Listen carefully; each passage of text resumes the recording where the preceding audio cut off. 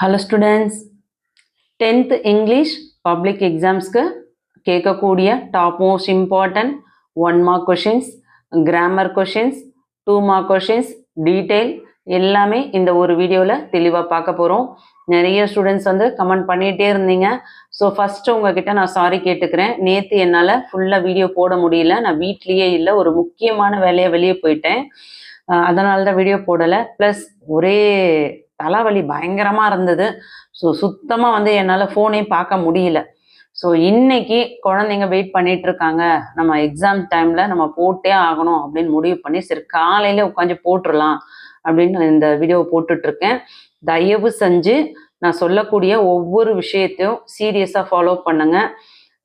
இது வந்து ஜஸ்ட் ஒரு வீடியோவாக போட்டு அப்படியே வந்து வீடியோ ரீச் ஆகணும், நம்ம அதில் சம்பாதிக்கணும் அப்படின்ற நோக்கத்தை விட பிள்ளைங்களுக்கு இது முழுக்க முழுக்க யூஸ்ஃபுல் ஆகணும். இங்கிலீஷில் பாஸ் ஆகிறதுக்கு கூட கஷ்டம் அப்படின்னு நினைக்கிற பிள்ளைங்க கூட எப்படி ஈஸியாக பாஸ் பண்ணலாம், 60 எடுத்தவங்க எப்படி 80 எடுக்கலாம், 90 எடுத்தவங்க எப்படி சென்டம் ட்ரை பண்ணலாம், இந்த மாதிரியான இம்பார்ட்டன்ட் உங்களுக்கு நிறைய இன்ஃபர்மேஷன் ஷேர் பண்ண இருக்கிறேன். ஸோ வீடியோவை ஸ்கிப் பண்ணாதீங்க. Very very very very very யூஸ்ஃபுல்லான ஒரு வீடியோ, முக்கியமான பிடிஎஃப்.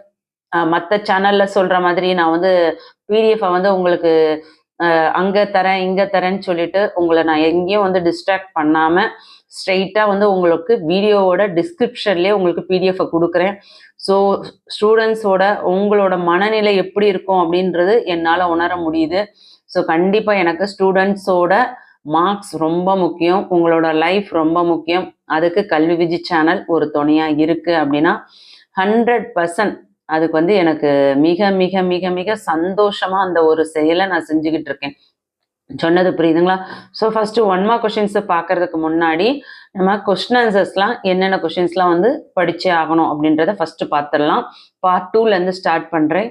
ஏன்னா ஆல்ரெடி 1 marksக்கு நிறைய வீடியோ போட்டிருக்கேன். இந்த பிடிஎஃப் நான் டிஸ்கிரிப்ஷனில் கொடுக்குறேன்.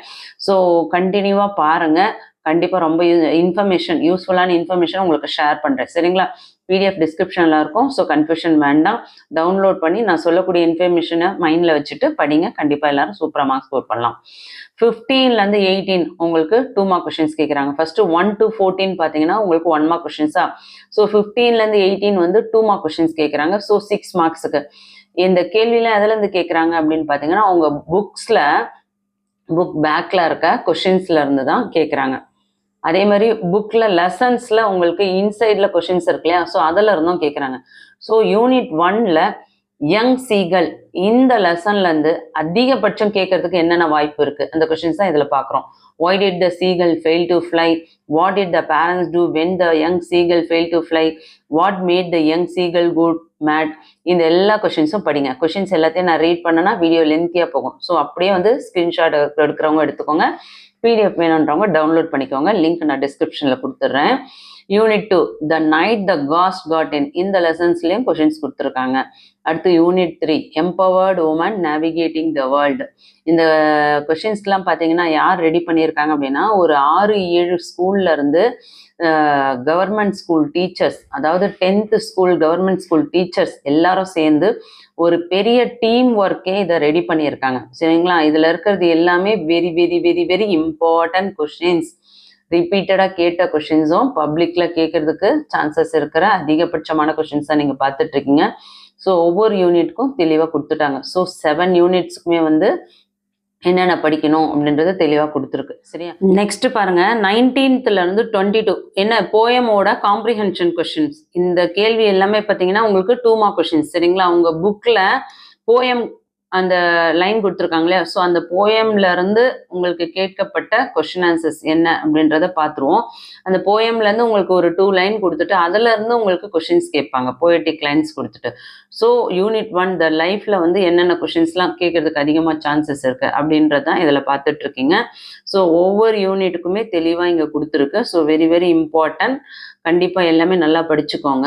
இந்த கொஷின்ஸ்லாம் நான் ரீட் பண்ணனா உங்களுக்கு லென்த்தியாக இருக்கும். ஸோ முக்கியமான இன்ஃபர்மேஷன் மட்டும்தான் உங்களுக்கு நான் ஷேர் பண்ணலான் இருக்கேன். எக்ஸாம் டைமில் ரொம்ப டீட்டெயில்டாக நம்ம வந்து எக்ஸ்பிளைன் பண்ணிட்டு இருந்தோம்னா நீங்கள் வந்து வீடியோவே பார்த்துட்டு இருக்க மாதிரி இருக்கும், படிக்கிறதுக்கு டைம் இருக்காது. ஸோ 7 யூனிட்ஸ்க்குமே இங்கே கொடுத்துருக்கு. ஸோ அதை நல்லா பார்த்துக்கோங்க. அடுத்து போயட்டிக்கோட காம்ப்ரிஹென்ஷன். இப்போ உங்களுக்கு என்ன வேர்டு கொடுக்குறாங்களோ அதுக்கான மீனிங், சரிங்களா, இது எல்லாமே இதுவுமே பார்த்து வச்சுக்கோங்க. அந்த வேர்ட்ஸோட மீனிங் என்னன்னு தெரிஞ்சா நீங்க ஈஸியா அட்டன் பண்றதுக்கு ஈஸியா இருக்கும். போயட்டிக் காம்ப்ரிஹென்ஷன்ஸ்லாம். அதுக்கு அடுத்தது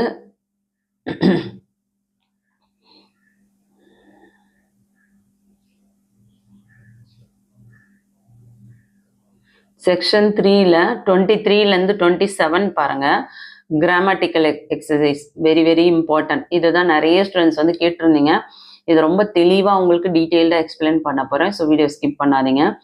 23லேருந்து 27 வரையும் இது வந்து டோட்டலாக பார்த்தீங்கன்னா உங்களுக்கு 6 மார்க்ஸ்க்கு வருது. ஓகேங்களா? இப்பிரிவில் 5 கேள்விகள் கொடுக்கப்பட்டு 3 எழுத வேண்டும். அதாவது 5 கொடுத்துட்டு 3 வந்து சாய்ஸில் எழுத சொல்கிறாங்க. ஸோ அப்போ ஒவ்வொரு கொஷின்ஸ்க்குமே வந்து 2 மார்க் கொஷின்ஸ். ஸோ டோட்டலாக 6 மார்க்ஸ் வருது. சரிங்களா? நீங்கள் என்ன பண்ணணும் அப்படின்னா கிராமருக்கு வந்து இதில் கொடுத்துருக்க கொஷின்ஸ் எல்லாம் கண்டிப்பாக ப்ராக்டிஸ் பண்ணுங்க. ஓகே, அதுக்கேற்ற மாதிரி அடுத்தது பார்த்தீங்கன்னா புக்கில் இருக்க, அதாவது உங்கள் புக் பேக்கில் இருக்குது பார்த்தீங்களா, இந்த இலக்கணம் கொஸ்டின் ஆன்சர்ஸ் கிராமர் ஒவ்வொரு சாப்டர்லையுமே. ஸோ எல்லா யூனிட்ஸில் இருக்க புக் பேக் கிராமர் நல்லா ப்ராக்டிஸ் பண்ணுங்கள். உங்கள் டெக்ஸ்ட் புக்கில் இருக்கிறது தான் 99% வரும். பேசிவ் வாய்ஸ், ஆக்டிவ் வாய்ஸ் இதுவுமே வந்து 2 மார்க் கொஷின்ஸில் கேட்குறாங்க. கொஷின் நம்பர் 23ல் பேசிவ் வாய்ஸ், ஆக்டிவ் வாய்ஸ் கேட்குறாங்க. இது பார்த்தீங்கன்னா உங்கள் டெக்ஸ்ட் புக்கில் வந்து 14, 15, 16ல் இருக்க கொஷின்ஸ்லாம் நல்லா ப்ராக்டிஸ் பண்ணுங்கள். ப்ளீஸ் என அப்படின்னு தொடங்கும் பொழுது அந்த ப்ளீஸ் என்ற வார்த்தையை எடுத்துட்டு என்ன எழுதணும்? யூ ஆர் ரெக்வஸ்டட் டு என எழுதி மீதம் உள்ளவற்றை விடையாக கொடுக்க வேண்டும். Example, please assemble in the ground. இந்த மாதிரி ஒரு சென்டென்ஸ் வருது அப்படின்னா அது என்னவா நம்ம மாற்றணும்? You are requested to assemble in the ground. Don't என தொடங்கினால் நல்லா புரிஞ்சுக்கோங்க. டோன்ட்னு ஒரு சென்டென்ஸ்ல ஃபர்ஸ்ட் வந்து தொடங்குது அப்படின்னா, அதாவது டு நாட் அப்படின்னு தொடங்கினா அந்த இடத்துல என்ன எழுதணும்? You are advised not to என எழுதி மீதமுள்ளவற்றை விடையாக கொடுக்கவும். Example, to not eat junk food அப்படின்னு வந்தது அப்படின்னா நம்ம என்ன எழுதலாம்? You are advised not to eat junk food. இப்போ மீனிங் புரிஞ்சுதுங்களா? அதே மாதிரி மாடல் பாருங்க, ஆக்டிவ் அண்ட் பேசிவ் வாய்ஸ் கொஷின்ஸ்க்கு. The manager appointed many office assistants. Many office assistants were appointed by the manager. Malini had bought a colorful hat for her daughter. A colorful hat had been bought by Malini for her daughter. The militants were being taken to prison by the police. The police were taking the militants to prison. His behavior vexes me. I am vexed with his behavior. இப்படியும் எழுதலாம். I am vexed by his behaviour அப்படின்னு எழுதலாம். So வித்தும் use பண்ணலாம், பையும் use பண்ணலாம். அதுக்கடுத்து பாருங்க, the salesman answer all the questions patiently. All the questions were answered by the salesman patiently. So எல்லா இடத்துலையுமே வந்து பை ஆட் பண்ணுற மாதிரியும் பார்த்துக்கோங்க. Please assemble in the ground. You are requested to assemble in the ground. Please do not use mobile phones here. You are requested not to use mobile phones here. Work hard. You are advised to work hard. Do not eat junk food. You are advised not to eat junk food. Somebody has taken away my book. My book has been taken away. No one has bought the tickets. The tickets have not been bought. Who will accept this? By whom will this be accepted? Who has arranged his meeting? By whom has this meeting been arranged? இந்த மாதிரி கொஷின்ஸ்லாம் வந்து change பண்ணுற மாதிரி பார்த்துக்கோங்க. உங்களுக்கு நிறைய example இருக்கு, ஃபுல்லாகவே ப்ராக்டிஸ் பண்ணுங்க. டெக்ஸ்ட் புக்கில் இருக்கிறதும் எக்ஸாம்ஸில் ரிப்பீட்டடாக கேட்கறதா இதில் கொடுத்துருக்கு.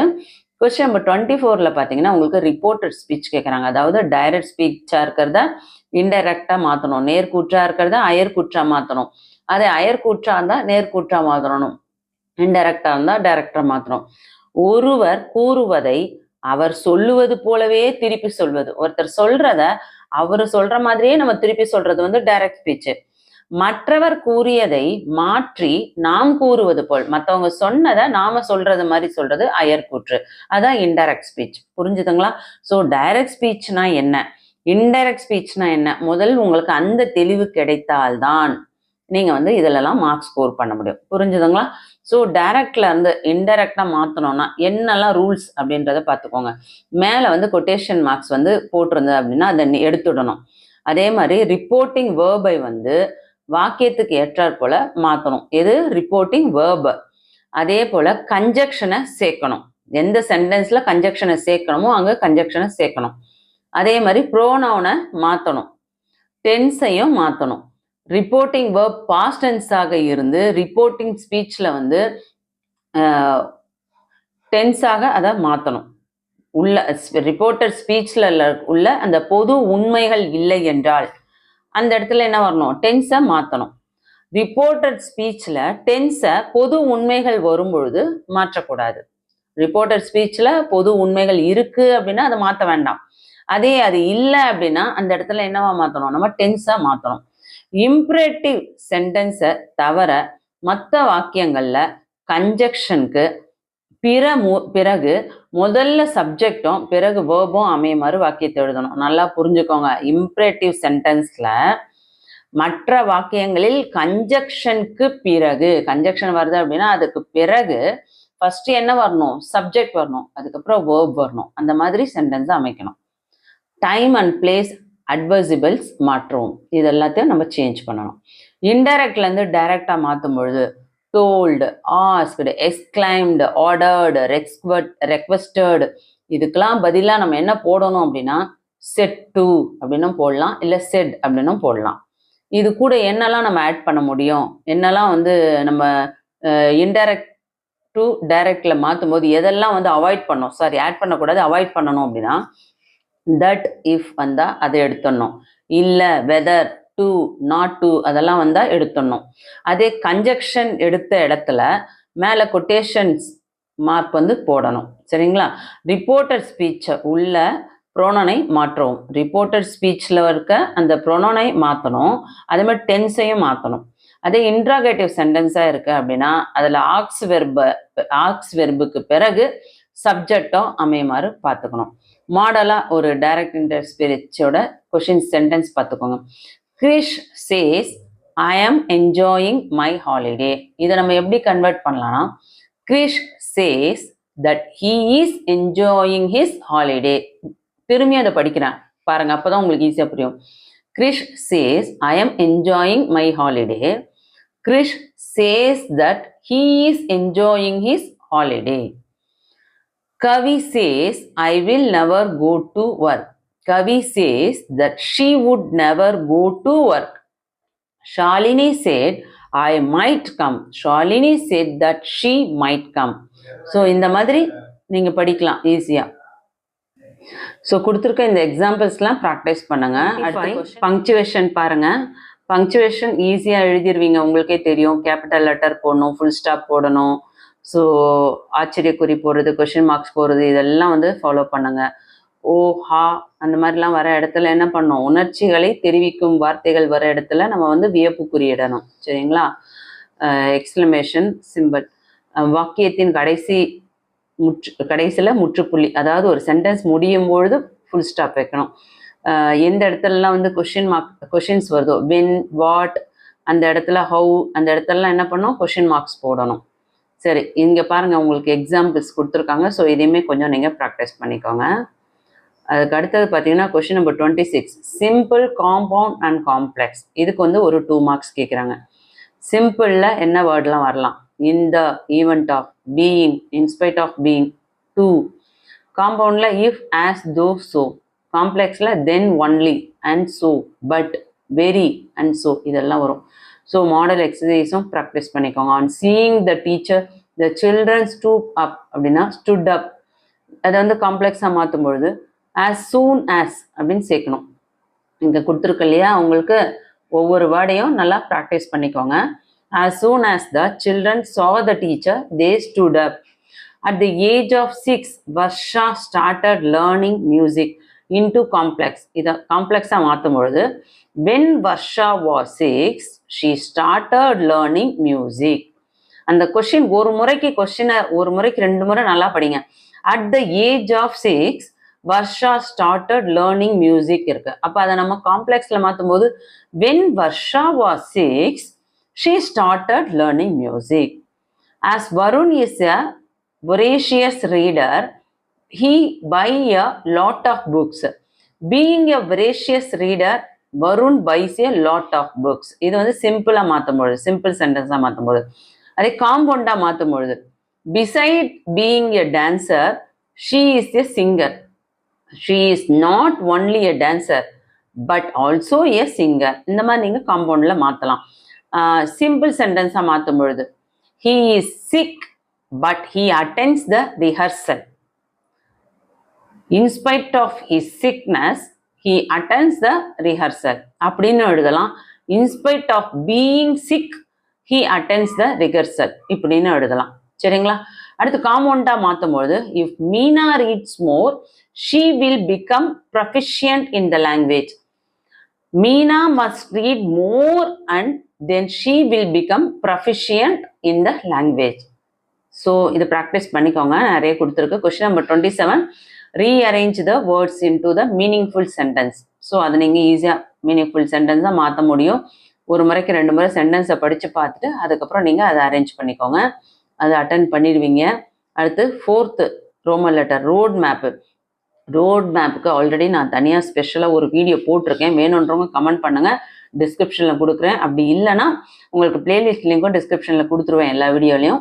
அதுலேயும் போய் செக் பண்ணி பாருங்கள். இல்லை ஸ்பெசிஃபிக்காக வேணுன்றவங்க சொல்லுங்கள். நான் சப்போஸ் நான் கொடுக்க மறந்துட்டானா கண்டிப்பாக நான் உங்களுக்கு லிங்க்கு டிஸ்கிரிப்ஷனில் கொடுத்துறேன்.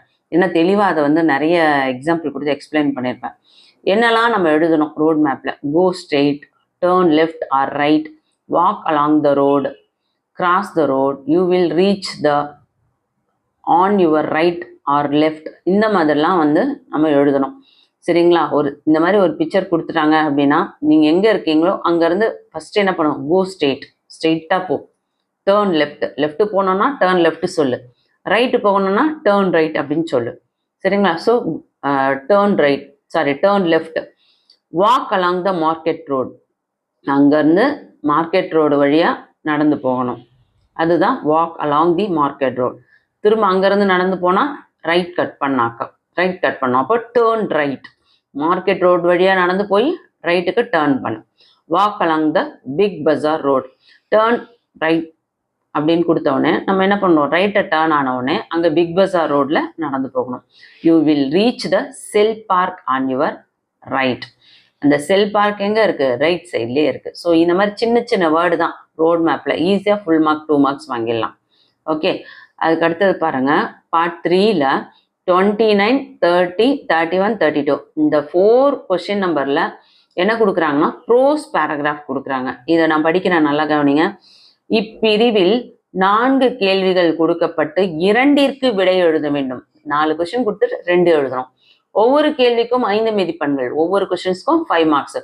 பாடத்தில் உள்ள பத்தி சார்ந்த கேள்வி என்பதால் சற்று கூடுதல் கவனம் செலுத்தி பிரிவினை மனப்பாடம் செய்து படிக்க வேண்டும். இது ஒரு பேசேஜ் மாதிரி பேராகிராஃபா நீங்க படிச்சு எழுதுறீங்க. ஸோ என்ன பண்ணும்? பேராகிராஃப் கொஸ்டின்ஸை நல்லா மனப்பாடம் செஞ்சு படிச்சுக்கோங்க.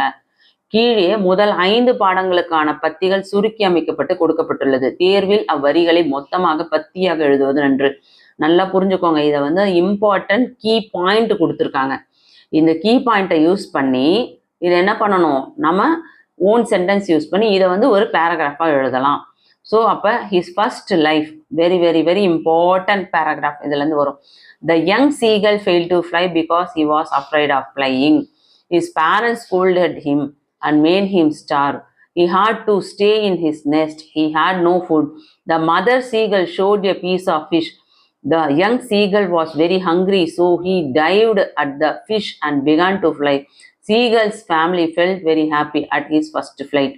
இதை மட்டும் எழுதுனீங்க அப்படின்னாவே கண்டிப்பாக வந்து உங்களுக்கு ஒரு 2 மார்க்ஸ் கொடுத்துருவாங்க 5 மார்க்ஸில். ஸோ ஸ்லோ லேர்னர்ஸாக இருக்கீங்கன்னா இதை மட்டும் கூட எழுதலாம். ஆனால் ஃபுல் மார்க்ஸ் வேணும் அப்படின்னா நீங்கள் என்ன பண்ணணும்? இதெல்லாம் உங்களுக்கு கீ பாயிண்ட். இந்த கீ பாயிண்ட் இருக்கிற மாதிரி இதை வந்து முக்கியமான பாயிண்ட்டை மைண்டில் வச்சுட்டு நீங்கள் அதை இன்னும் உங்களோட ஓன் நோட்ஸ் கொடுத்து நீங்கள் கரெக்டாக வந்து 5 மார்க்ஸ்க்கு ஏற்ற மாதிரி ஒரு 2 பேஜஸ் நோட்ஸ் கொடுக்குறீங்க அப்படின்னா கண்டிப்பாக உங்களுக்கு 5 மார்க்ஸ் கரெக்டாக கொடுத்துருவாங்க. So lesson 2, lesson 3, lesson 4, lesson 5 எல்லாத்துக்குமே கொடுத்துருக்காங்க. ஸோ ஃபஸ்ட்டு என்ன கேட்டிங்கன்னா நிறைய ஸ்டூடெண்ட்ஸ் கேட்குறீங்க ப்ரோஸில் எப்படி எதெல்லாம் இம்பார்ட்டன்ட் பேராகிராஃப் கேட்குறீங்க. என்ன கேட்டிங்கன்னா என்னோட பர்சனல் அட்வைஸ், எனக்கு 26 இயர்ஸ் வந்து எக்ஸ்பீரியன்ஸ் இருக்குது இந்த டீச்சிங் லைனில். கோச்சிங் சென்டர் வச்சு நடத்திட்டு இருக்கேன். ஸோ பார்த்தீங்கன்னா நீங்கள் வந்து யூனிட் 1, யூனிட் 2, யூனிட் 3 இந்த 3 யூனிட்டை நல்லா ப்ராக்டிஸ் பண்ணிக்கோங்க. நல்லா புரிஞ்சுதா? இந்த 3 யூனிட்லேருந்து கண்டிப்பாக ஒரு பேராகிராஃப் ப்ரோஸில் வந்துடும். அப்போ என்ன பண்ணலாம், இந்த 3 யூனிட்லேருந்து ரெடி ஆகிடுங்க. ஸோ லெசன் 1, லெசன் 2, லெசன் 3 இதை நீங்கள் ரெடி ஆனாலும் போதும். இல்லை எனக்கு பயமாக இருக்குது அப்படின்றவங்க 4th யூனிட்டை பார்க்குறதுனால பார்த்துக்கலாம். ஆனால் என்னை பொறுத்தவரையும் 100% ஃபர்ஸ்ட் 3 யூனிட்டில் இருக்க பேராகிராஃப் படித்தாலே ஒரு பேராகிராஃப் அட்டன் பண்ணிடலாம். ஆனால் இங்கே வந்து நம்ம எத்தனை அட்டன் பண்ணோம், 2 அட்டன் பண்ணோம் இல்லையா? ஸோ என்ன கேட்குறாங்க, நமக்கு 4 கொடுத்துட்டு 2 எழுத சொல்கிறாங்க. ஸோ அந்த இடத்துல நம்ம என்ன பண்ணுவோம், ஃபஸ்ட்டு 3 இருக்குது அப்படின்னா அந்த 3லேருந்து 1 கண்டிப்பாக எடுத்துலாம். இன்னொன்று கொஞ்சம் ட்விஸ்ட் வச்சு வேறையும் கேட்டுட்டா கஷ்டமாயிடும். ஸோ அந்த இடத்துல நம்ம 4 and 5ம் படிச்சுக்கிறது பெட்டர். ஓகேங்களா? அடுத்து செக்ஷன் 2ல் பார்த்தீங்கன்னா உங்களுக்கு போயம் பேராகிராஃப் கேட்குறாங்க. இப்பிரிவில் 4 கேள்விகள் கொடுக்கப்பட்டு 2ற்கு விடை எழுத வேண்டும். 2 கொஷின்ஸ் கண்டிப்பாக எழுதணும். ஒவ்வொரு கேள்விக்கும் 5 மதிப்பெண்கள். பாடல்களில் உள்ள பத்தி சார்ந்த கேள்வி மற்றும் பாடல் நயம், பாடல் கருவிகள் சார்ந்த கேள்விகள் என்பதால் எந்தெந்த கேள்விகள் எளிதாக இருக்கின்றனவோ அவற்றை மட்டும் நன்காக படிப்பது நல்லது. மெல்ல கற்போரை பொறுத்தவரை, அதாவது வீக் ஸ்டூடெண்ட்ஸை பொறுத்தவரை இங்கே வந்து மனப்பாடம் செய்யறதுக்கு வாய்ப்புகள் கிடையாது. ஸோ 35, 36 ஆகியவற்றை மட்டும் பயிற்சி செய்து பார்த்து கொள்வது இப்பிரிவில் முழு மதிப்பெண் பெற வழிவகுக்கும். ஓகேங்களா? 35, 36 மட்டும் ப்ராக்டிஸ் பண்ண சொல்கிறாங்க. 35, 36ல் என்ன வருது, போயட்டிக் டிவைஸ் கொடுத்துட்டு அதிலேருந்து போயட்டிக் லைன் கொடுத்து அதிலேருந்து நம்ம சென்டென்ஸ் எழுதணும் இல்லையா? அதுவும் சரி. அதே மாதிரி 36ல் வந்து போயம் பேராஃப்ரேசிங் கொடுக்குறாங்க. ஸோ அதில் வந்து எழுதலாம். ஸோ அதனால் நீங்கள் வந்து 35, 36 ப்ராக்டிஸ் பண்ணிக்கோங்க. அதே மாதிரி இந்த 34 கொஷின் நம்பர் 33, 34 பார்த்தீங்கன்னா உங்களுக்கு போயம் பேராகிராஃப் கொடுக்குறாங்க. ஸோ அவங்களுக்கு போயம் பேராகிராஃப் படிக்க முடிஞ்சவங்க போயம் பேராகிராஃப் படிச்சுக்கோங்க. இல்லை என்னால் அதெல்லாம் படிக்க முடியாதுன்றவங்க 35, 36 ப்ராக்டிஸ் பண்ணிக்கோங்க. இதுவுமே வந்து ஃபஸ்ட்டு வந்து நம்ம 4 யூனிட்ஸு போயம் வந்து ப்ராக்டிஸ் பண்ணிட்டோன்னா சூப்பராக பேராகிராஃப் அட்டன் பண்ணிடலாம். அதுக்கான கீ பாயிண்ட்ஸ் கொடுத்துருக்காங்க. ஸோ இந்த கீ பாயிண்ட் யூஸ் பண்ணி நீங்கள் இதை பேசேஜாக எழுதுறதுக்கு ப்ராக்டிஸ் பண்ணிக்கோ, பேராகிராஃபாக கொடுக்கணும். சரிங்களா? போயட் டிவைஸ் என்ன அப்படின்னு பார்த்தீங்கன்னா உங்களுக்கு பாடலிருந்து 2 கேள்விகள் கொடுக்கப்பட்டு அவற்றில் 2க்கு பதில் அளிக்க வேண்டும். பத்தி சார்ந்த கேள்வி என்பதால் கீழே முதல் 4 பாடல்களுக்கான பத்திகள் சுருக்கி அமைக்கப்பட்டு கொடுக்கப்பட்டுள்ள தேர்வில் அவ்வரிகளை மொத்தமாக பத்தியாக எழுதுவது நன்று. உங்களுக்கு வந்து இந்த போயம் கிரம்பிள் ஃபேமிலி அப்படின்னு கொடுத்துருக்காங்க. இந்த போயம்ல இருந்து ஒரு போயட்டிக் லைன் வருது அப்படின்னா அதை வந்து நம்ம என்ன எழுதணும் அப்படின்னு சொல்றாங்கன்னா, உங்களுக்கு வந்து ஷார்ட்டாக எங்கள் நோட்ஸ் கொடுத்துருக்காங்க, நீங்கள் வந்து அதை டீட்டெயில்டாக எழுதுங்க அப்படின்னு சொல்கிறாங்க. அதில் மெட்டஃபர் என்ன, பர்சனிஃபிகேஷன் என்ன, அனஃபோரா இருக்கா, எஃபிட்டர், டிரான்ஸ்பரேட் எஃபிட்டர் இதெல்லாம் இருக்கா, இதெல்லாம் அலிட்ரேஷன் இருக்கா, எல்லாத்தையும் கண்டுபிடிச்சி கரெக்டாக அழகாக எழுதுங்க. ஸோ கண்டிப்பாக ஈஸியாக 5 மார்க்ஸ் எழுதிடலாம். சரியா? சிமிலி, இமேஜினரி, கான்டேஷன், ஹைப்பர்போல் இது எல்லாமே செக் பண்ணி அழகாக எழுதுங்க. 5 மார்க்ஸ் ஸ்கோர் பண்ணிடலாம். போயம் பேராஃப்ரேசிங் இது பார்த்தீங்கன்னா புத்தகத்தில் உள்ள பாடல்கள்லேருந்து பாடல் வரிகள் கொடுக்கப்பட்டு அவ்வரிகளை பாநயம் பாராட்டி எழுதுதல் வேண்டும். இக்கேள்விகளுக்கு புத்தகத்தில் உள்ள பாடல் வரிகளை வைத்து பயிற்சி செய்து பார்ப்பது மட்டுமே நல்லது. புத்தகத்தில் உள்ள முதல் 6 பாடல்களுக்குமான பாநயம் பாராட்டப்பட்ட மாதிரி விடைகள் கீழே கொடுக்கப்பட்டுள்ளன. அவற்றினை மாதிரியாக வைத்து பயிற்சி செய்து பார்க்கவும். அதாவது போயம் பேராஃப்ரேசிங்கில் உங்களுக்கு இதெல்லாம் கொடுத்துருக்க, புக்கில் கொடுத்துருக்க, அதாவது இந்த பிடிஎஃப்ல கொடுத்துருக்க இந்த 6மே வந்து ஃபஸ்ட்டு ப்ராக்டிஸ் பண்ண சொல்கிறாங்க. இது போக உங்களுக்கு கேட்குறாங்க அப்படின்னா ஓனாக நீங்கள் எழுதுறதுக்கும் நீங்கள் தயாராக இருக்கணும். அடுத்து கோக்ரண்ட் ஆர்டர் கொஷின் நம்பர் 37. ஸோ இது வந்து என்ன பண்ணுவோம், சென்டென்ஸை வந்து நம்ம ரீஅரேஞ்ச் பண்ணி எழுதணும். ஓகேங்களா? அது ஈஸியாக அட்டன் பண்ணிடுவீங்க. மாடல்ஸ் கொடுத்துருக்காங்க, ப்ராக்டிஸ் பண்ணிக்கோங்க. பிடிஎஃப் நான் டிஸ்கிரிப்ஷனில் கொடுத்துட்றேன். நான் பிடிஎஃபை கொடுக்குறேன்னு சொல்லிட்டு உங்களை நான் ஏமாற்ற போகிறதில்ல. பிடிஎஃப் நான் ஷேர் பண்ணிகிட்ருக்கேன். ஆனால் பிடிஎஃப்லையும் கொடுத்துட்ருக்கேன். ஆனால் ஏன் நம்ம சேனலை சப்ஸ்கிரைப் பண்ண மாட்டேங்கன்னு புரியல. நிறைய ஸ்டூடெண்ட்ஸ் சப்ஸ்கிரைப் பண்ணாமல் பார்த்துட்ருக்கீங்க. ப்ளீஸ் தயவு செஞ்சு உங்ககிட்ட ரெக்வஸ்ட் பண்ணி கேட்குறேன், சப்ஸ்கிரைப் பண்ணிக்கோங்க. தொடர்ச்சியாக எல்லாத்துக்குமே பிடிஎஃப்பும் ஷேர் பண்ணிகிட்ருக்கேன். ஸோ கண்டிப்பாக யூஸ்ஃபுல்லான ஒரு சேனல். பேசேஜ் கொடுத்துட்டு நமக்கு வந்து காம்ப்ரிஹென்ஷன் எழுத சொல்கிறாங்க. ஸோ இது வந்து 38ல் உங்களுக்கு கேட்குறாங்க. சரிங்களா? ஒரு பேசேஜ்லேருந்து கொஸ்டின் ஆன்சர்ஸ் கொடுத்துருவாங்க. ஸோ அதிலேருந்து நம்ம நோட்ஸ் எடுக்கணும். இதுக்கு மாடலும் கொடுத்துருக்காங்க, அதையுமே ப்ராக்டிஸ் பண்ணிக்கோங்க. இந்த மாடல் பார்த்துக்கிறது நல்லது. ஆனால் இது மட்டும் வரும்னு நினைக்க வேண்டாம். இந்த மாதிரி வேறு ஓனாக கேட்டாலும் நீங்கள் அந்த பேசேஜ்லேருந்து கொஷின்ஸ்க்கு ஆன்சர் கொடுக்கலாம். அடுத்து அட்வர்டைஸ்மெண்ட்டை பொறுத்த வரையும் எப்பயுமே அவுட்லைன் பார்டர் கண்டிப்பாக கொடுக்கணும். சரிங்களா? அதே மாதிரி அந்த உங்கள் கொஷின்ஸில் என்ன கொடுத்துருக்காங்களோ அது எல்லா வேர்ட்ஸும் நீங்கள் என்ன பண்ணணும், அந்த அட்வர்டைஸ்மெண்ட்டில் கண்டிப்பாக கொடுத்துருக்கணும். ஃப்ரீ ஆஃபர், சேல், டிஸ்கவுண்ட் இந்த மாதிரியான வேர்டெல்லாம் நல்லா போல்டாக கேபிட்டல் லெட்டரில் எழுதிட்டு அதை என்ன பண்ணணும், வட்டமிட்டு காட்டணும். சரிங்களா? அதுக்கப்புறம் விளம்பரம் தொடர்பான படங்களை கட்டாயம் வரையணும். நீங்கள் என்ன அட்வர்டைஸ்மெண்ட், ஒரு கார்மெண்ட்ஸோ இல்லை ஒரு துணிக்கடையை பற்றி, டெக்ஸ்டைல்ஸ் பற்றி போடுறீங்க அப்படின்னா அந்த இடத்துல அந்த ட்ரெஸ் எல்லாம் நீங்கள் வந்து ட்ரா பண்ணி காட்டணும். சரிங்களா? கண்டிப்பாக ட்ராயிங் இருக்கணும். அதே மாதிரி ஒரு விளம்பரத்தில் வந்து அது கீழே பார்த்தீங்கன்னா விளம்பரத்துக்கு அட்வர்டைஸ்மெண்ட் கீழே மொபைல் நம்பரு, அதோட அட்ரெஸ்ஸு, அதாவது அந்த விளம்பரத்துக்கான அட்ரஸ் என்ன, இதெல்லாம் கண்டிப்பாக எழுதியிருக்கோம். ஃப்ரீ கிஃப்ட் என எழுதினா அதற்கு கீழே கிஃப்ட் படம் கட்டாயம் வரைய வேண்டும். ஃப்ரீ கிஃப்ட் கொடுக்குறீங்க அப்படின்னா அது என்ன கிஃப்ட் கொடுக்குறீங்க அதை நீங்கள் கண்டிப்பாக அங்கே வரைஞ்சிருக்கணும். வண்ணங்கள் எல்லாம் பயன்படுத்தாமல், கலர் பென்சில் யூஸ் பண்ணாமல், பென்சிலில் மட்டும்தான் நீங்கள் அட்வர்டைஸ்மெண்ட் ரெடி பண்ணணும். இங்கே பாருங்கள், இது ஒரு மாடல் அட்வர்டைஸ்மெண்ட். சரிங்களா? ஸோ அடுத்தது செகண்ட் மாடல் அட்வர்டைஸ்மெண்ட். இது ஃபர்னிச்சர் ஷாப்பு. இது வந்து பார்த்தீங்கன்னா உங்களுக்கு டூர்ஸ் அண்ட் ட்ராவல்ஸு. ஸோ கீழே மொபைல் நம்பர்லாம் கொடுத்துருக்காங்க. ஸோ இந்த மாதிரி எழுதுங்க. இந்த இடத்துல லெட்டர்ஸ் கொடுத்துட்டாங்க, பென்சிலில் ரப் பண்ணியிருக்காங்க, எழுத்து சரியாக தெரியல. நீங்கள் இன்னும் கொஞ்சம் அதை கொஞ்சம் லைட்டாக பண்ணுங்கள். ஃபர்னிச்சர் ஷாப் எவ்வளோ அழகாக இருக்குது பார்த்தீங்களா? இந்த மாதிரி ட்ராயிங்கும் பண்ணணும். அவங்க டேபிள், சேர், ஃபர்னிச்சர் குட்ஸ்ன்னு கொடுத்துட்டு கீழே வந்து அட்ரஸும் கொடுத்துருக்காங்க. சூப்பராக இருக்குது பாருங்கள். அடுத்து பார்த்தீங்கன்னா உங்களுக்கு mobile shop, KNR mobile shop கொடுத்துருக்காங்க. ஸோ அதையுமே நல்லா ப்ராக்டிஸ் பண்ணிக்கோங்க அட்வர்டைஸ்மெண்ட். அடுத்து மது சூப்பர் மார்க்கெட், வெஜிடபிள்ஸ்லாம் ட்ரா பண்ணியிருக்காங்க, அந்த வெஜிடபிள்ஸ் ஆர்கானிக். சரிங்களா? அதெல்லாம் பார்த்துக்கோங்க. அடுத்தது லெட்டர் ரைட்டிங். இது வந்து உங்களுக்கு கொஸ்டின் நம்பர் 40 அதில் கேட்குறாங்க 5 மார்க்ஸு. இதை நீங்கள் எங்கெல்லாம் நீங்கள் ப்ராக்டிஸ் பண்ணோன்னா உங்கள் டெக்ஸ்ட் புக்கில் 72, 73, 74, 172, 173, 174 இந்த பேஜ்லலாம் லெட்டர் ரைட்டிங் இருக்குது. இதெல்லாம் ப்ராக்டிஸ் பண்ணுங்கள். கண்டிப்பாக வந்து பேஜ் நம்பர் அப்படியே இருக்காது, சேமாக இருக்காது, கொஞ்சம் சேஞ்ச் ஆகிருக்கும். ஸோ உங்களோட யூனிட்ஸ் புக் பேக்கில் இருக்க அந்த லெட்டரை ப்ராக்டிஸ் பண்ணிக்கோங்க. லெட்டர் ரைட்டிங்கை தயவு செஞ்சு ஸ்கிப் பண்ணாதீங்க. லெட்டர் ரைட்டிங்க்கு ஃபுல்லாக அப்படியே 5 மார்க்ஸ்லாம் கொடுக்க மாட்டாங்க. ஸோ ஒவ்வொன்றுத்துக்கும் சப்ஸ்கிரிப்ஷன்லேருந்து நீங்கள் அட்ரஸ் அந்த என்வலப்லேருந்து எல்லாத்துக்குமே மார்க் இருக்குது. ஸோ ஒவ்வொன்றுத்துக்கும் 1 மார்க் 2 மார்க்கும் ஸ்ப்ளிட் பண்ணி தான் கொடுப்பாங்க. ஸோ அட்டன் பண்ணிங்கனாவே உங்களுக்கு லெட்டர் ரைட்டிங்கில் மார்க் வந்துடும். அதேமாதிரி நோட்டீஸ் ரைட்டிங் இந்த மாதிரி மேலே நோட்டீஸ்ன்னு கொடுத்துட்டு எந்த கண்டென்ட்டோ அந்த மேலே ஹெட்டிங் கொடுத்துட்டு அதுக்கப்புறம் கீழே வந்து நோட்டீஸ் என்ன சொல்ல வராங்க கொஷின்ஸில் அதை எழுதிட்டு கீழே வந்து யார் அதை சொல்கிறாங்க அப்படின்றத கண்டிப்பாக நம்ம எழுதணும். இதுக்கு வந்து 5 மார்க்ஸு. அடுத்து பிக்சர் காம்ப்ரிஹென்ஷன். ஒரு பிக்சர் கொடுத்துட்டாங்கன்னா அந்த பிக்சரில் வந்து நம்ம எழுதணும். எப்படிலாம் எழுதலாம் அப்படின்னா, I see plastics in this picture. இது எல்லாமே பிளாஸ்டிக் கொடுத்துருக்கு இல்லையா? ஸோ இந்த இடத்துல என்ன கொடுத்துருக்காங்க, I see nature in this. Nature கொடுத்துருந்தா I see nature in this picture, I see park in this picture. அந்த மாதிரி என்ன பிக்சர் கொடுத்துருக்கோம் அந்த மாதிரி நீங்கள் எழுதலாம். I like this picture, I dislike the picture.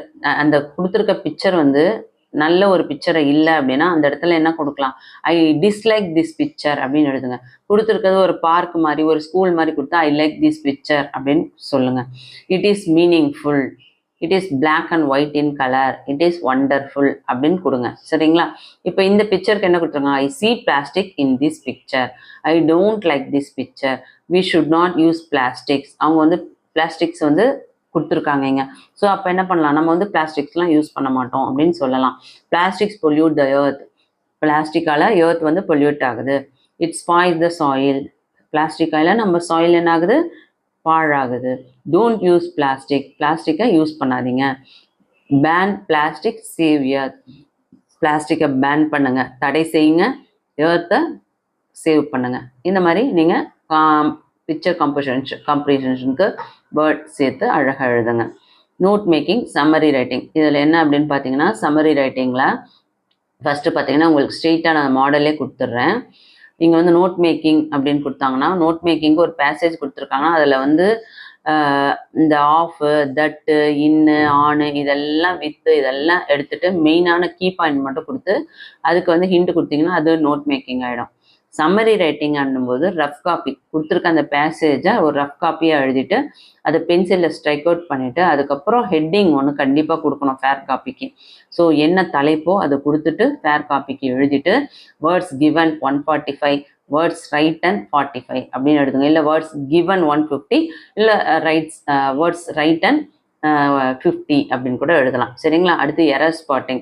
Error ஸ்பாட்டிங்க்கு உங்களுக்கு இக்கேள்வியில் 5 வாக்கியங்கள் கொடுக்கப்படும். கொடுக்கப்பட்ட வாக்கியத்தின் ஏதாவது ஒரு பகுதியில் தவறுதலாக இருக்கும். சென்டென்ஸில் வந்து ஏதாவது ஒரு சென்டென்ஸ் வந்து மிஸ்டேக்ஸாக இருக்கும். அந்த மிஸ்டேக்ஸ் என்ன அப்படின்றத கரெக்ட் பண்ணி நாம் அதை சரி செய்யணும். ஆங்கில இலக்கணத்தின் ஒவ்வொரு பகுதிகளில் வரும் பொதுவான தவறுகளும் மற்றும் சரி செய்யப்பட்ட வாக்கியங்களும் உடன் கொடுக்கப்பட்டுள்ளன. அவற்றினை பார்த்து புரிந்து கொண்டு விடையளிக்கும். இங்க வந்து எரர் என்னன்னு கொடுத்துருக்காங்க, அதை எப்படி ரெக்டிஃபை பண்றதுன்னு கொடுத்துருக்காங்க. He is a honest man. இந்த இடத்துல ஹானஸ்ட் அப்படின்ற போது அங்க முன்ன வந்து என்ன வரணும், ஆன் அப்படின்னு வரணும். ஹீ அப்படின்னு இருக்கிறதுனால நம்ம அந்த இடத்துல ஆன் அப்படின்னு கொடுக்கணும். He is an honest man. A American lives near my house. An American lives near my house. I took an umbrella with me. I took an umbrella with me. I have a HMT watch. I have an HMT watch. I met an one-eyed man. I met a one-eyed man. So இந்த மாதிரி sentence எப்படி நம்ம change பண்ணுறதுன்னு நல்லா practice பண்ணிக்கோங்க. எல்லாமே read பண்ணிட்டு இருந்தால் லென்த்தியாக போகுது வீடியோ. ஸோ ப்ராக்டிஸ் பண்ணிக்கோங்க. கண்டிப்பாக இதில் இருந்து தான் உங்களுக்கு நிறைய கேட்கறதுக்கு சான்சஸ் இருக்குது. அதுக்கப்புறம் மெமரி போயம். ஸோ கொடுத்துருக்க அந்த மெமரிஸ் எல்லாமே நீங்கள் நல்லா ப்ராக்டிஸ் பண்ணிங்கன்னா தான் ஈஸியாக அட்டன் பண்ண முடியும். கொஞ்சம் நீங்கள் வந்து சோம்பேறித்தனப்படாமல் எல்லா மெமரியும் ப்ராக்டிஸ் பண்ணிக்கோங்க. 4th பார்ட்டில் பார்த்தீங்கன்னா டெவலப் த ஹிண்ட்ஸ் கேட்குறாங்க. சரிங்களா? அந்த டெவலப் த ஹிண்ட்ஸ் பார்த்தீங்கன்னா என்ன கொடுத்துருக்காங்களோ அதில் இருந்து நம்ம வந்து கொடுத்துருக்க அந்த ஹிண்ட்டை வச்சு நம்ம கிராமர் வேர்டெல்லாம் ஆட் பண்ணி நம்ம வந்து ஒரு சென்டென்ஸாக மேக் பண்ணி எழுதிடணும். ஒரு பேராகிராஃபாக, சென்டென்ஸில் பேராகிராஃபாக எழுதி அதுக்கு ஒரு ஹெட்டிங் கொடுத்து அதுக்கு மாறலும் கொடுத்தீங்கன்னா கரெக்டாக 5 மார்க்ஸ் கொடுத்துருவாங்க. சரிங்களா? உங்களுக்கு மாடல் கொடுத்துருக்காங்க பாருங்கள். இதில் பார்த்தீங்கன்னா உங்களுக்கு இதெல்லாம் எதுலேருந்து கேட்குறாங்க, இந்த டெவலப் த ஹிண்ட்ஸ்னா சப்ளிமெண்ட்ரியிலேருந்து கேட்குறாங்க. சரிங்களா? ஸோ அதனால் நல்லா ப்ராக்டிஸ் பண்ணிக்கோங்க. அதுக்கு அடுத்தது 47 பார்த்தீங்கன்னா பேசேஜ் காம்ப்ரிஹென்ஷன். அதாவது பேசேஜ் காம்ப்ரிஹென்ஷனும் கொடுப்பாங்க, போயம் காம்ப்ரிஹென்ஷனும் கொடுப்பாங்க. ஸோ இதில் இருந்து நீங்கள் ஆன்சர் எடுத்து விடணும். என்னன்னு பார்ப்போமா? இந்த பகுதியில் 2 வினாக்கள் கேட்கப்படும். இவற்றில் முதல் வினாவிற்கு விடையளிப்பது சிறந்ததாக இருக்கும். ஏன்னா ஒரு பேசேஜ் கொடுத்து காம்ப்ரிஹென்ஷன் கொடுத்துட்றாங்க. எளிய முறையில் இந்த வினாவிற்கு விடையளிக்க கீழே கொடுக்கப்பட்டுள்ள வழிமுறைகளை பின்பற்றவும். என்னெல்லாம் வந்து எப்படி ஈஸியாக மார்க்ஸ் ஸ்கோர் பண்ணலாம். கொடுக்கப்பட்டுள்ள பத்தியை 1ற்கு 2 முறை கவனமாக படிக்கவும். என்ன பேசேஜ் கொடுத்துருக்காங்களோ அதை நல்லா 1 or 2 டைம்ஸ் நல்லா படிங்கன்னு சொல்றாங்க. கீழே கொடுக்கப்பட்டுள்ள கேள்வியில் வந்துள்ள முக்கியமான வார்த்தைகளை கவனிக்கும். என்னென்ன கொஸ்டின் கேட்டிருக்காங்க, அந்த கொஸ்டின்ஸ்ல என்ன முக்கியமான வேர்டு கொடுத்துருக்காங்க அப்படின்றத அண்டர்ஸ்டாண்ட் பண்ணும். கேள்வியில் கொடுக்கப்பட்டுள்ள முக்கிய வார்த்தைகள் பத்தியில் வந்துள்ளவா என்று ஆராய வேண்டும். நம்ம கொஸ்டின்ஸ்ல என்ன வேர்டு முக்கியமாக கொடுத்துருக்காங்களோ அந்த வேர்டு அந்த பேசேஜில் எங்கே கொடுத்துருக்காங்க அப்படின்னு செக் பண்ணணும். ஸோ கேள்வியில் கேட்கப்பட்டுள்ள முக்கியமான வார்த்தைகள் வந்துள்ள வாக்கியங்களை கண்டறிந்து கேள்விக்கு தகுந்தவாறு எடுத்து எழுத வேண்டும். அந்த கேள்விக்குள்ள கொடுத்துருக்க முக்கியமான வேர்டு வந்து பேசேஜில் கொடுத்துருக்காங்க அப்படின்னா அந்த என்ன பண்ணோம், அந்த பேசேஜில் அந்த கொஸ்டின் என்ன கேட்டிருக்காங்களோ அந்த கொஸ்டினுக்கு ஏற்ற மாதிரி நல்லா புரிஞ்சுக்கோங்க. அங்கே இருக்கிறத அப்படியே காப்பி அடிச்சு எழுதக்கூடாது. அந்த கேள்வியில் என்ன கேட்டிருக்காங்க அந்த கொஸ்டினை நல்லா 1 முறைக்கு 2 முறை படித்து புரிஞ்சுக்கிட்டு அதோட மீனிங் அண்டர்ஸ்டாண்ட் பண்ணிட்டு அந்த கொஸ்டின்ஸ்க்கு ஏற்ற மாதிரி உங்களோட ஆன்சரை அந்த பேசேஜ்லேருந்து கொடுக்கணும். ஸோ இதில் ஈஸியாக 8 மார்க்ஸ் ஸ்கோர் பண்ணிடலாம். இங்கே கொடுத்துருக்காங்க பேசேஜ். ஸோ ப்ராக்டிஸ் பண்ணிக்கோங்க. போயம் காம்ப்ரிஹென்ஷன் அப்படின்னு பார்த்தீங்கன்னா உங்களுக்கு போயம் வந்து ஒரு 6 to 8 லைன்ஸ் போயம் கொடுத்துட்டு அதில் இருந்து கொஸ்டின்ஸ் கேட்பாங்க. ஸோ அது எழுதுறது கொஞ்சம் சிரமமாக இருக்கும். நல்லா படித்த பிள்ளைங்க ஓரளவுக்கு அட்டன் பண்ண தெரிஞ்சவங்க அதை அட்டன் பண்ணிடுவாங்க. ஸோ என்ன கேட்டிங்கன்னா passage comprehension is the best அப்படின்னு நான் சொல்வேன். சரிங்களா? ஸோ இந்த வீடியோவில் நம்ம வந்து கொஸ்டின் நம்பர் 15லேருந்து கொஸ்டின் நம்பர் 47 வரையும் என்னென்னலாம் படிக்கணும், எப்படி படிக்கணும், கிராமர்லேருந்து இம்பார்ட்டன்ட் கொஷின்ஸ்லேருந்து இம்பார்ட்டன்ட் பேராகிராஃப்லேருந்து உங்களுக்கு தெளிவாக சொல்லியிருக்கேன். ஸோ அடுத்தது 1 to 14 1 மார்க் கொஷின்ஸ் பார்த்துருவோம்.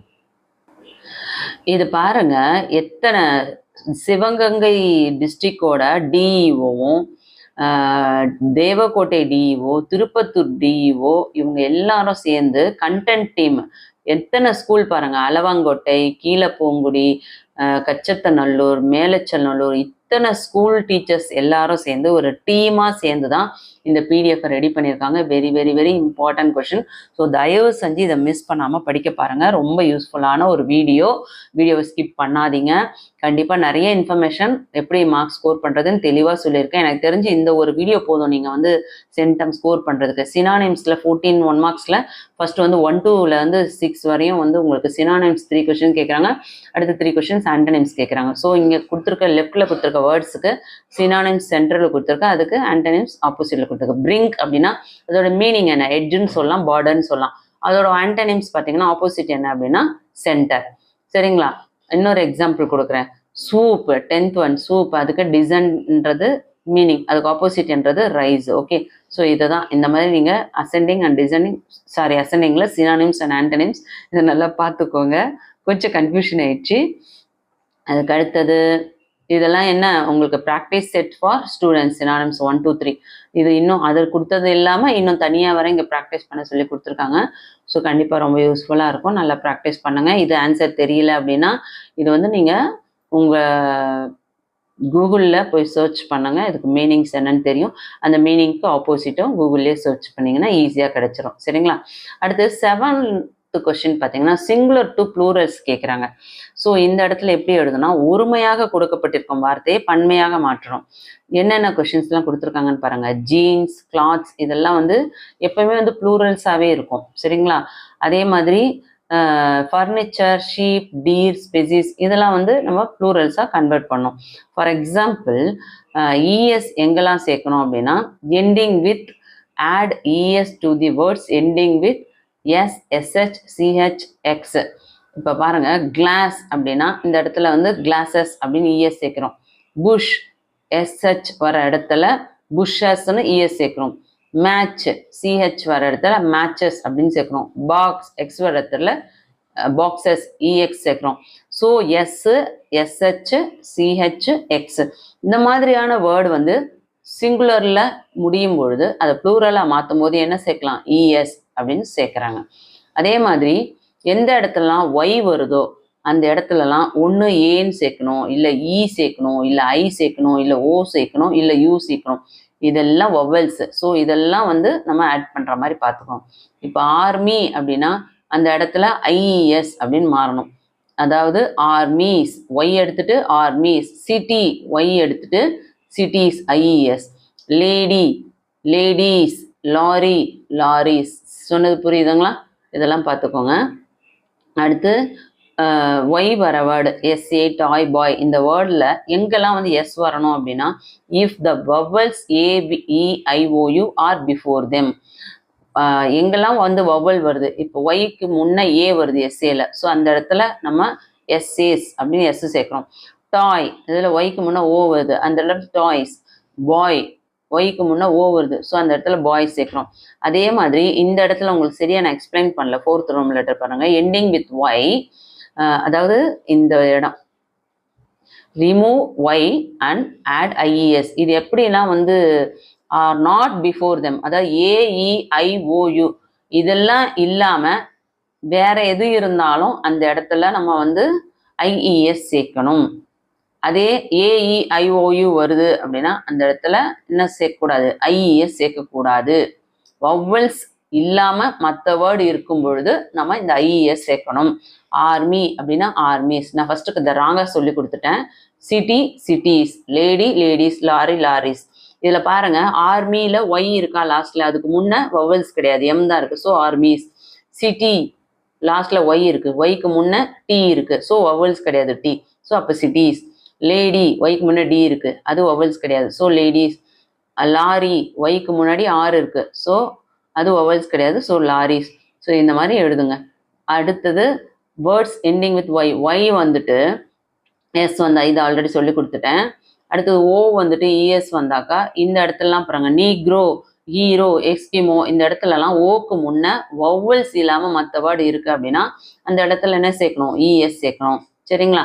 Exceptional words photo, photos, dynamo, dynamos, kilo, kilos, piano pianos, Negro Negroes, hero heroes, Eskimo Eskimos இதெல்லாம் ப்ராக்டிஸ் பண்ணுங்க. இந்த மாதிரி ஒவ்வொன்றும் கொடுத்துருக்காங்க. அதுக்கடுத்தது பார்த்தீங்கன்னா வேர்ட்ஸ் எண்டிங் வித் வந்து ஜீரோன்னு சொல்லிட்டேன், சாரி. ஓன்னு வர இடத்துல எஸ்ன்னு சேர்க்கணும். ஆனால் அந்த இடத்துல அதுக்கு முன்னே என்ன வரணும், ஓக்கு முன்னே வவ்வல்ஸ் வரணும். வவ்வல்ஸ் வந்தாதான் எஸ் சேர்க்கணும். ஸ்டுடியோனா ஸ்டுடியோஸ், ரேடியோனா ரேடியோஸ். ஓகே. அதே மாதிரி எஃப் இல்லை எஃப்இ இந்த மாதிரி வேர்டு வந்து வருது அப்படின்னா அந்த இடத்துல என்னவா வரணும், விஇஎஸ் வரணும். தீஃப்னு வந்தா thieves, self selves, leaf leaves, loaf loaves, proof proofs, roof roofs, kerchief kerchiefs இந்த மாதிரி ப்ராக்டிஸ் பண்ணிக்கலாம். Irregular plural nouns. உமன் அப்படின்னா உமென். ஓகே. இது வந்து இர்ரெகுலர் ப்ளூரல். சைல்டுனா சில்ட்ரன், மவுஸ்னா மைஸ், லவ்ஸ்னா லைஸ், ஆக்ஸ்னா ஆக்சன், பர்சன்னா பீப்புள். ஸோ இது எல்லாமே ப்ராக்டிஸ் பண்ணிக்கோங்க. வீடியோ லென்த்தியாக போகும் ரீட் பண்ணால். அதே மாதிரி ஈஸ் வருதுன்னா இஎஸ் சேர்க்கணும். இஎக்ஸ்னா ஐசிஇஎஸ், ஐஎக்ஸ்னா ஐசிஇஎஸ், யூஎஸ்னா ஐ, யூஎம்னா ஏ, ஓஓனா இஇ, ஓஎன்னா ஏ, ஏனா ஏஇ. இந்த மாதிரிலாம் ப்ராக்டிஸ் பண்ணும். சரிங்களா? அடுத்து அஃபிக்சேஷன். கொடுக்கப்பட்ட வார்த்தைக்கு முன்னால் என்ன சேர்க்கணும், ப்ரிஃபிக்ஸ். கொடுக்கப்பட்ட வார்த்தைக்கு பின்னால் என்ன சேர்க்கணும், சஃபிக்ஸ். டைடி அப்படின்னா அதுக்கு முன்ன அன் சேர்க்கிறேன்னா அது ப்ரிஃபிக்ஸ். கிரிக்கெட்டர் அப்படின்னா கிரிக்கெட்டுக்கு பேக்ல வந்து இஆர் சேர்க்கிறேன்னா அது சஃபிக்ஸ். ஸோ ப்ரிஃபிக்ஸ் சஃபிக்ஸ் என்ன அப்படின்றது ஒரு வேர்டு இங்கே அழகாக தெளிவாக கொடுத்துருக்காங்க. விஷன் அப்படின்னா என்விஷன் அப்படி நியூ வேர்டு ப்ரிஃபிக்ஸ் சேர்க்குறாங்க. அதே வந்து டென்ஷன் அப்படின்னும் பொழுது அங்கே ஒரு ப்ரிஃபிக்ஸ்க்கு முன் வேர்டு சேர்க்கும் போது ஹைப்பர் டென்ஷன். ஓகே.